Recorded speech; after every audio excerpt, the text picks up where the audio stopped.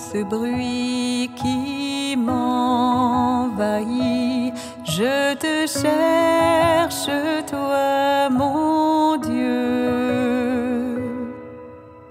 Je te prie et me confie. Je me tourne vers les cieux. Est-ce que parmi vous, il y a quelques personnes, ça serait normal, là, qui ont peur de la mort? Quelque chose qui vous effraie? Non? Comment vous dites? Plus peur d'arrêter de vivre. Oh, petite nuance, hein? Non, hein? Surtout de ne pas souffrir, probablement. Surtout. Oui, la façon dont on va mourir. C'est parce que je m'adresse à des chrétiens. Les chrétiens savent que le terme n'est pas la mort, c'est un passage. Un passage. La résurrection est possible. C'est ce qui nous attend. C'est ce que Paul nous dit.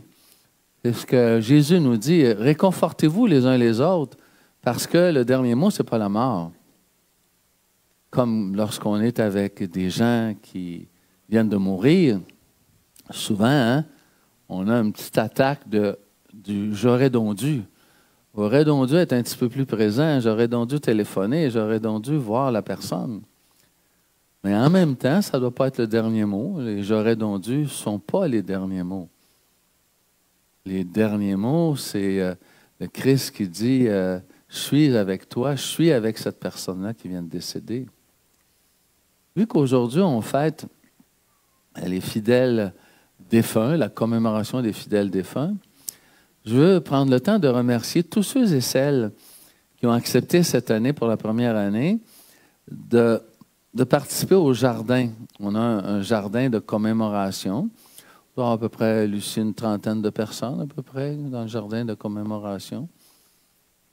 Alors, écoutez, une communauté chrétienne, je le dis souvent, mais je le répète, j'aime ça. Il me semble que c'est moi qui l'ai trouvé, cette phrase-là. Et ça se peut que ce ne soit pas moi. Hein. Mais je n'ai pas lu. Les chrétiens font mentir, le proverbe, loin des yeux, loin du cœur.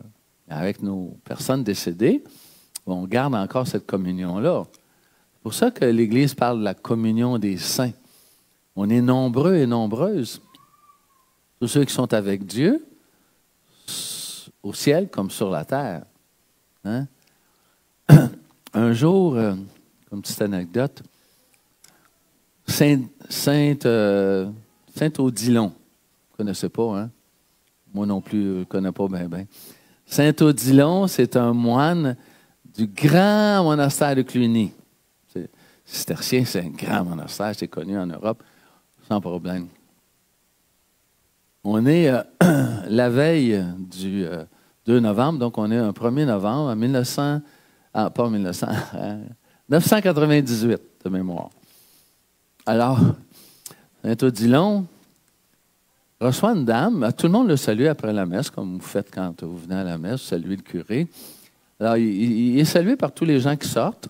Puis, il y a une dame qui arrive et dit « Mon cher père, mon mari vient de décéder, mais il n'a pas pu confesser ses péchés avant de mourir. » À l'époque, c'était très, très important de confesser ses fautes avant de mourir. Est-ce qu'il va aller au ciel? Hop là, Saint-Odilon, il cherche un peu dans sa tête, hein? Parce qu'il est de la culture de cette époque-là. On a la foi dans une culture, c'est évident. Alors, mon Saint-Odilon dit, ouais, il va aller au ciel, mais il va prendre un petit temps de purification. Et là, l'idée du purgatoire est devenue encore plus présente à l'esprit de Saint-Odilon. Puis après ça, jusqu'au 13e siècle, où la fête des fidèles défunts va être officiellement reconnue à travers toute l'Église, parce que le pape Léon IX avait déjà décrété dans les années 1000. Alors oui, il y a des gens, tout comme vous et comme moi, qui, dans leur cœur, ne se sentent pas prêts à rencontrer Dieu. Ça dépend de chacun et chacun de nous, ça. Est-ce que je suis prêt à rencontrer Dieu? Si je ne suis pas prêt, donne-moi une petite pause, Seigneur, là, comme on dit en bon québécois, un petit break, là, et je vais aller me purifier un petit peu avant de te rencontrer. À partir de mes choix, de ma liberté, il y a plusieurs demeures dans la maison de Dieu, nous dit le Seigneur Jésus. Alors peut-être que le purgatoire, c'est aussi un espace pour que chacun d'entre nous dise dans son cœur, je suis vraiment prêt à rencontrer le Seigneur. Pour certains, il n'y a pas de problème. Pour d'autres, qui ont une petite affaire, ben, ils disent, oh, peut-être pas tout de suite, Seigneur, purifie-moi encore un petit peu plus. Parce que je veux te rencontrer en étant vrai, en étant authentique, en te permettant de mettre à nu tout ce que je suis, tout ce que j'ai vécu. Et que mes frères et sœurs, si c'est ta volonté, le sachent. Si c'est ta volonté. Il y a beaucoup de détachement là-dedans. Hein? Et quand on a une personne qui décède, il y a beaucoup de détachement qu'on doit faire. Un deuil, hein? Ça se fait par le détachement. J'étais proche de la personne. Là, je devrais être proche, mais d'une autre manière. D'une autre manière. Une des manières qui est suggérée, c'est de prendre un objet symbolique. Par exemple, prenons le cas de quelqu'un qui est peu autonome. Mais son conjoint qui est décédé était très autonome. Il allait faire du vélo, seul, partait seul. Et son épouse manque d'autonomie. Considérant l'autonomie de son conjoint qui est décédé, elle a voulu le symboliser par une bicyclette. Quand elle voit la bicyclette à la maison, elle se rappelle, mon conjoint avait cette grande qualité d'autonomie. J'aimerais ça, Seigneur, l'avoir, cette grande qualité d'autonomie. Tu as pris toi et mon mari pour que j'aie cette qualité. Si vous avez des personnes décédées qui ont une grande qualité que vous n'avez pas, que vous souhaiteriez avoir, vous pouvez le symboliser à la maison. Et puis, à partir de là, ben, ça vous donne non seulement de demeurer en communion avec la personne qui est partie, mais ça vous donne aussi d'entrer, je dirais, dans une qualité d'être qui va être de plus en plus grande. Pas pire, ça, hein? Quelque chose de concret, très, très concret. Peut être très utile aussi pour chacun d'entre nous. Ah, j'avais bien écrit bien des affaires, mais on va se calmer le pompon. En 1900, l'année 1900, au Québec, il y a eu combien de décès selon vous en l'année 1900? Combien de décès dans l'année 1900? Bonne question. Il y a eu 32 778 décès inscrits, reconnus. Au Québec, on parle du Québec. Pas la ville de Québec, mais au Québec. Puis en 2024, 78 800. Ben oui, la pollution a augmenté. Combien qu'il y a eu de monde sur la planète qui ont passé, vous pensez, jusqu'à maintenant? Il y en a qui disent 100 milliards. On est 8 milliards, mais qui ont passé depuis, je ne sais pas quand est-ce que l'humanité a commencé vraiment. Alors, ça en fait des gens, ça, hein? En France, l'année passée, il y a eu 600 000 personnes qui sont décédées. Au Brésil, je ne sais pas. Je ne sais pas, mais c'est facile à aller chercher. Hein. Sur le net, vous pouvez y aller n'importe quand. Beaucoup de gens sont décédés. Puis nous faisons le choix de garder cette communion, la communion des saints. Au ciel, ils sont saints. Et je vous annonce que vous aussi, frères et sœurs, vous êtes saints et saintes. Parce que vous êtes voulus de Dieu. Dans le credo, je dis quoi? Je crois en l'Église une, sainte, catholique. C'est pas parce qu'elle m'a péché, l'Église, là. Elle est sainte parce que Dieu la veut. Comme Dieu vous veut, vous êtes saints. C'est pour ça que les premiers chrétiens s'appelaient entre eux des saints et des saintes. Petit cours de théo. Petit cours de théologie. Alors, donc, quand on célèbre quelqu'un par une célébration de fin de vie, on célèbre pas seulement son entrée au ciel. Dans les demeures de Dieu, il y en a plusieurs. Mais on célèbre aussi toute la vie de la personne. Et toute la vie de la personne, ça veut quand même dire quelque chose. Ça veut dire tous ses efforts pour être aidant, tous ses efforts pour accueillir, tous ses efforts pour pardonner, tous ses efforts pour être à l'écoute, tous ses efforts pour tendre la main, pour convertir les pieds. Les pieds, on sait ce qui nous amène, hein?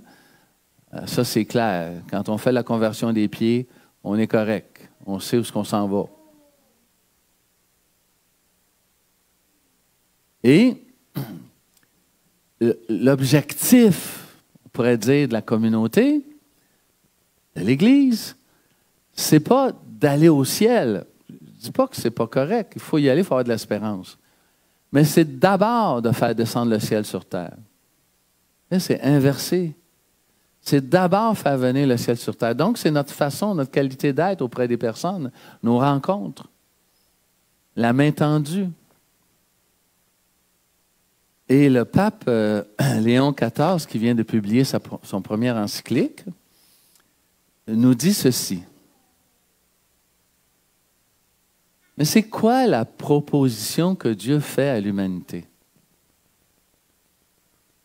La proposition que Dieu fait à l'humanité, c'est le royaume de Dieu. Au cœur du message de Jésus, c'est que tous et toutes puissent aller dans le royaume des cieux. Tous et toutes.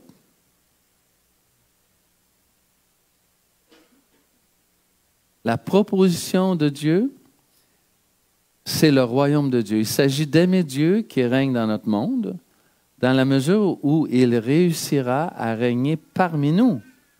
Bien sûr, l'ancienne spiritualité, hein? Dieu propose, l'homme propose, Dieu dispose. Dieu tout-puissant.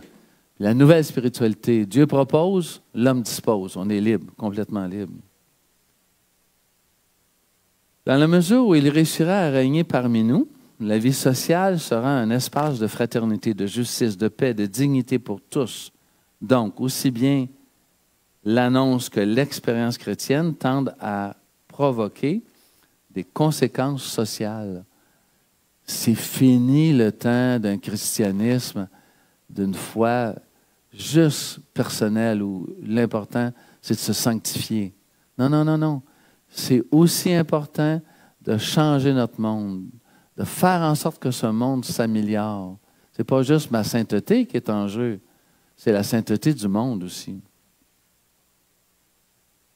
Les catholiques, insiste-t-il, doivent comprendre que leur foi est indissociable d'un engagement social pour la dignité et la libération des plus pauvres. Il rejoint beaucoup le pape François là-dessus.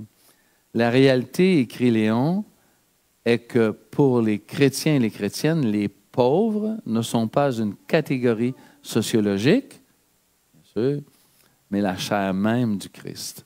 La chair même du Christ.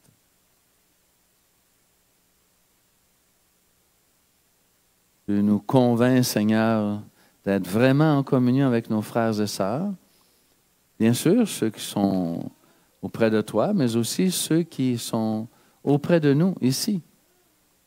Et notre façon d'être, notre façon de vivre devrait signifier que nous sommes des femmes et des hommes d'une espérance incommensurable, qu'il y a pour nous la vie après la mort et que tous et toutes, nous allons vraiment comprendre la dignité que nous revêtons.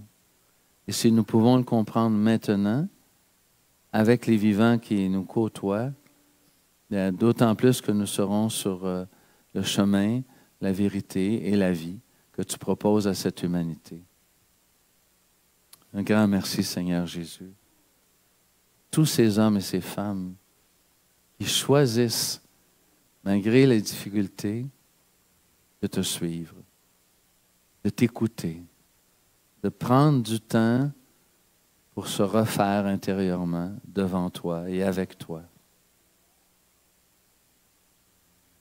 Merci, Seigneur Jésus, pour tant d'amour et de reconnaissance.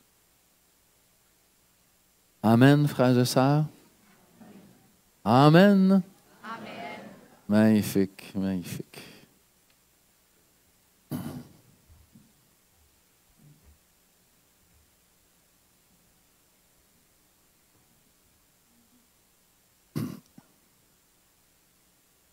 Nous allons maintenant prendre le temps de confesser notre foi. Je le fais de temps à autre. Est-ce qu'il y a un membre de la communauté qui viendrait débuter le credo avec moi ici, s'il vous plaît?